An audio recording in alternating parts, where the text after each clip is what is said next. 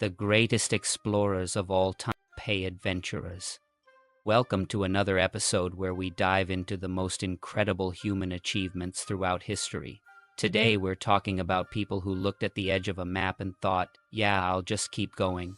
These are the folks who sailed into the unknown, climbed impossibly high mountains, and ventured to the most extreme corners of our planet, sometimes with little more than the equivalent of a compass app and beef jerky.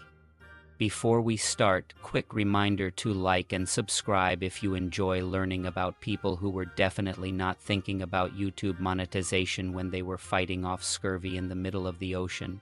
Now let's meet the fearless, the foolhardy, and the flat-out fascinating explorers who changed our understanding of the world.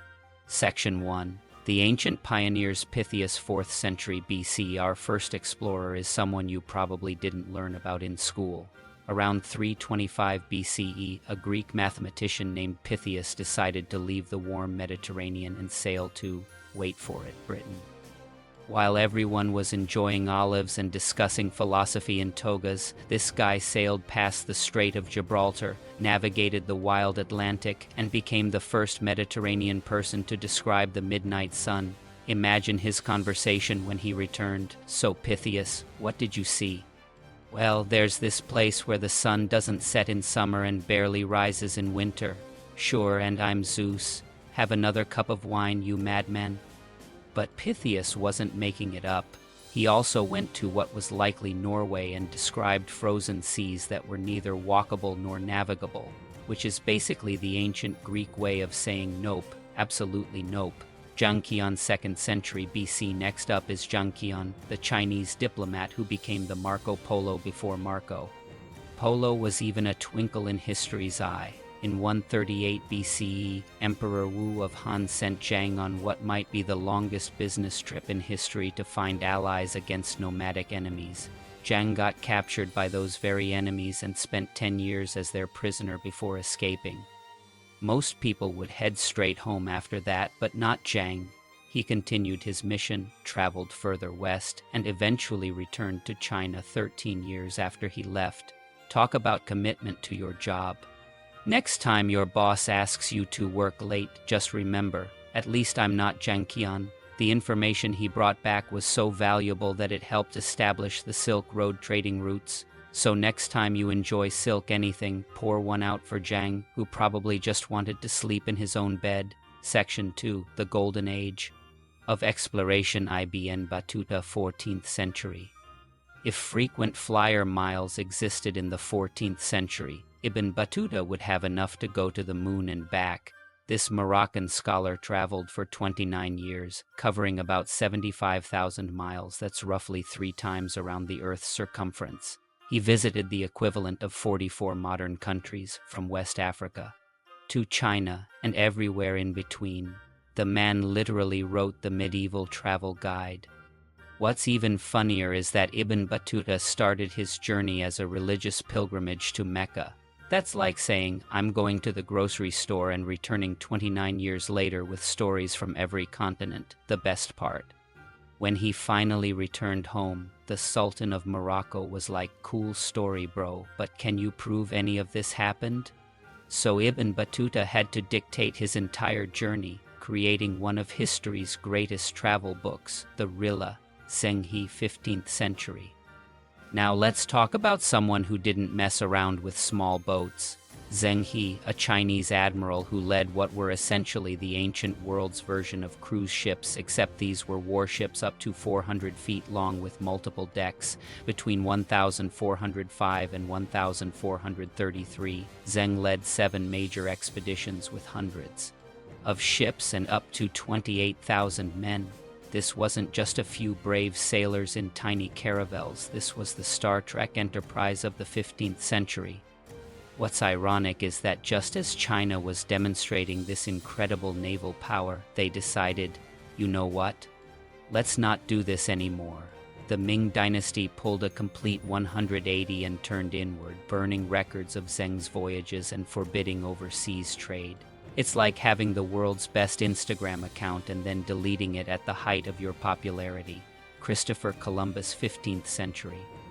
I know what you're thinking. Here comes the Columbus praise. Hold your horses, history buffs. Columbus deserves mention as an explorer who changed the course of history, even if he was absolutely positively convinced until his dying day that he had reached Asia. Talk about commitment to being wrong.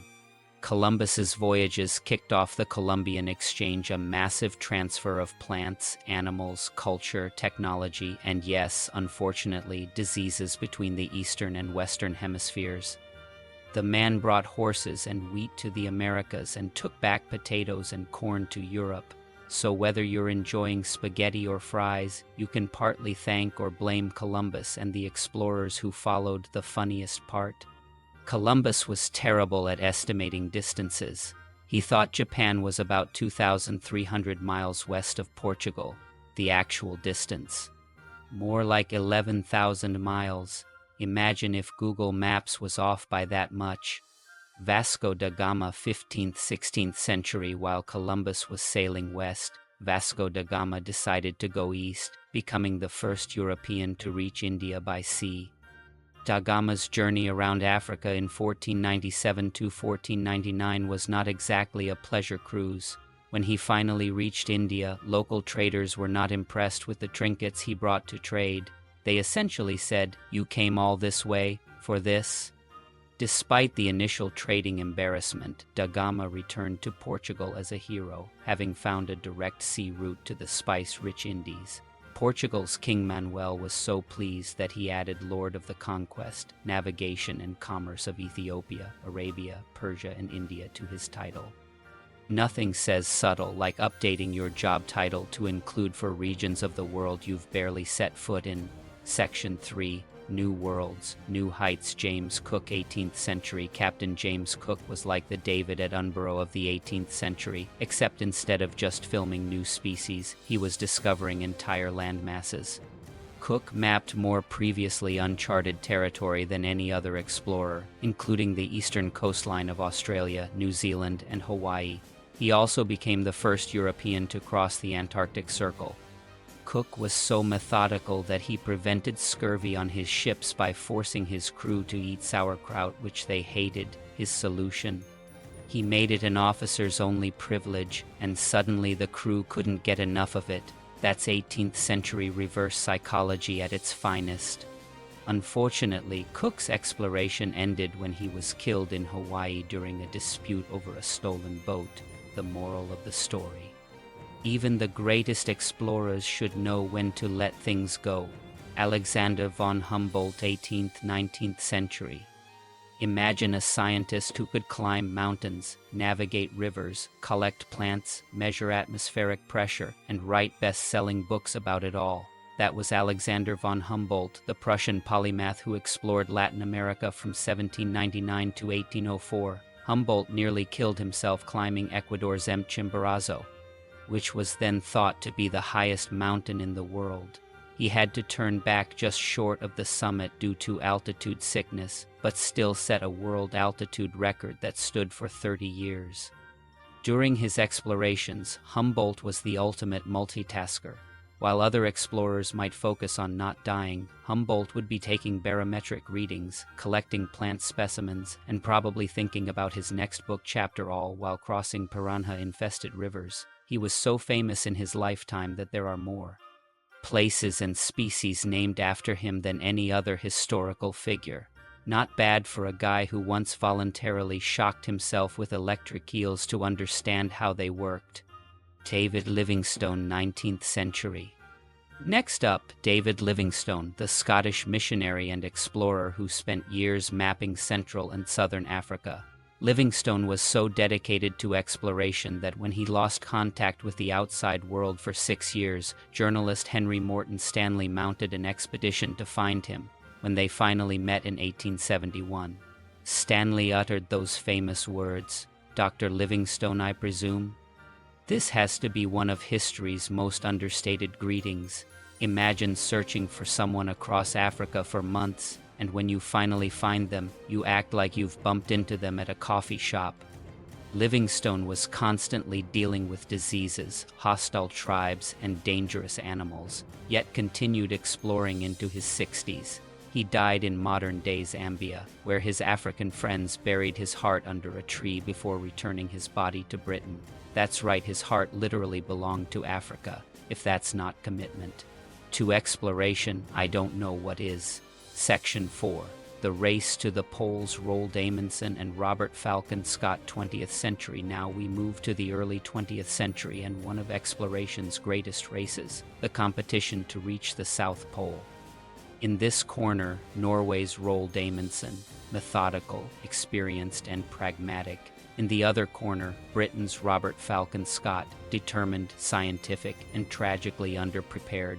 Amundsen used dog sleds, wore fur clothing like the Inuit people, and planned his food supplies meticulously. Scott, meanwhile, relied partly on motorized sledges that broke down, ponies that couldn't handle the cold, and man-hauling equipment through the snow. The results were decisive. Amundsen reached the South Pole on December 14, 1911, planted the Norwegian flag, and returned safely. Scott arrived 34 days later to find the Norwegian flag and a tent with a note from Amundsen. Talk about a disappointing Amazon delivery. Tragically, Scott and his entire polar party died on the return journey, just 11 miles from a major supply depot.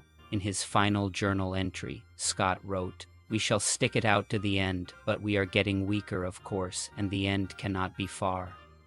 The lesson here isn't just about who won, but how they approached the challenge. Amundsen's success came from respecting the environment and learning from indigenous techniques, while Scott's British expedition stuck too rigidly to their own methods. Ernest Shackleton, 20th century, if there was an award for best recovery from a disaster, Ernest Shackleton would win it every time. His ship, the Endurance, became trapped in Antarctic ice in 1915 and was slowly crushed, leaving Shackleton and his 27-man crew stranded on ice floes. What followed was one of history's greatest survival stories. Shackleton led his men to Elephant Island, then took a small lifeboat and navigated 800 miles of the world's roughest seas to South Georgia Island. After landing on the wrong side of the island, he crossed unmapped glaciers and mountains to reach a whaling station. Shackleton then organized rescue missions and saved every single one of his men. Not one life was lost. His job advertisement for the expedition supposedly read, "Men wanted for hazardous journey, small wages, bitter cold, long months of complete darkness, constant danger, safe return doubtful, honor and recognition in case of success." With marketing skills like that, it's amazing anyone signed up at all. Section 5. To Space and Beyond. Yuri Gagarin and Neil Armstrong. 20th century. From the depths of the ocean to the highest mountains, humans eventually ran out of places to explore on Earth. The only way was up. In 1961, Soviet cosmonaut Yuri Gagarin became the first human in space, orbiting Earth once in 108 minutes. His famous words as he launched were "Poyakali," "Let's go," which is probably the most casual way to announce you're about to make history. When Gagarin landed, he touched down in a farmer's field. A local woman and her daughter watched this strange figure in a bright orange suit with a large white helmet approach them. Gagarin reportedly said, "Don't be afraid, I am a Soviet citizen like you who has descended from space, and I must find a telephone to call Moscow." Imagine trying to explain that to your neighbors. 8 years later, Neil Armstrong took one small step on the lunar surface. The Apollo 11 mission fulfilled President Kennedy's promise to put a man on the moon before the end of the 1960s with just 5 months to spare. What most people don't know is that Armstrong nearly ran out of fuel during the lunar landing, had to manually pilot past a boulder field, and landed with just 25 seconds of fuel remaining. Talk about cutting it close. Sylvia Earle and James Cameron. 20th 21st Street Century. While some explorers were looking up, others were looking down, way down. Sylvia Earle, oceanographer extraordinaire, has spent more than 7,000 hours underwater. In 1979, she walked untethered on the ocean floor at a depth of 1,250 feet while wearing a special pressurized suit called Jim. Earle has been nicknamed her deepness and the Sturgeon General. proving that even marine scientists have a sense of humor. Meanwhile, film director James Cameron made history in 2012 by completing the first solo descent to the deepest part of the ocean, the Challenger Deep in the Mariana Trench. Cameron traveled 35,787 feet down, spent 3 hours exploring, and collected samples for scientific research. What's most impressive? Cameron designed much of the submersible himself. That's like Christopher Nolan building his own IMAX camera. When asked what he saw at the bottom of the ocean, Cameron simply said it was completely featureless.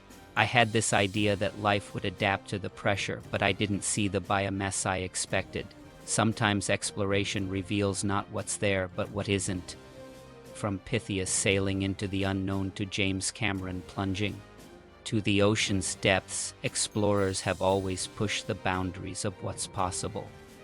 These men and women faced impossible odds, terrifying conditions, and the very real possibility of death, all to see what was over the horizon, across the ice, or beneath the waves. As we look to the future, exploration continues. Mars rovers are trundling across the red planet, and plans for human missions are in the works. The depths of our oceans remain largely unexplored, and who knows what other frontiers await. The greatest explorers weren't just brave, they were curious, resourceful, and stubborn. They looked at something impossible and said, "I'm going to try anyway." So what's your horizon? What's your unexplored territory? You don't need to cross an ocean or climb a mountain to be an explorer. Sometimes the greatest explorations happen in laboratories, in books, or even in our own minds. Thanks for joining me on this journey through history's greatest explorers. If you enjoyed this video, hit that subscribe button and let me know in the comments which explorer you found most fascinating. Until next time, keep exploring. Please like the video at History Motion Machine.